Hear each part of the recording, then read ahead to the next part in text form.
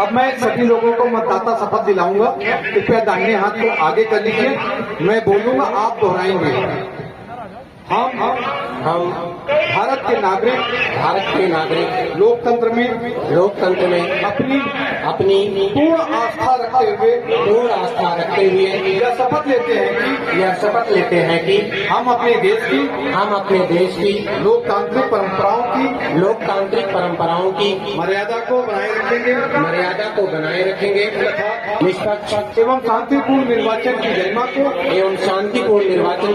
को अक्षुण्ण रखते हुए निर्भीक होकर धर्म वर्ग जाति समुदाय भाषा अथवा अन्य किसी भी प्रलोभन से प्रभावित हुए बिना सभी निर्वाचनों में।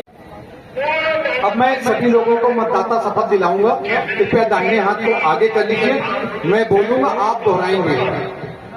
हम भारत के नागरिक लोकतंत्र में अपनी पूर्ण आस्था रखते हुए यह शपथ लेते हैं कि हम अपने देश की लोकतांत्रिक परंपराओं की मर्यादा को बनाए रखेंगे निष्पक्ष एवं शांतिपूर्ण निर्वाचन की गरिमा को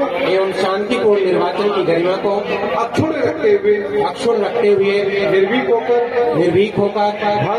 धर्म वर्ग जाति समुदाय भाषा अथवा अन्य किसी भी प्रलोभन से प्रभावित हुए बिना सभी निर्वाचनों में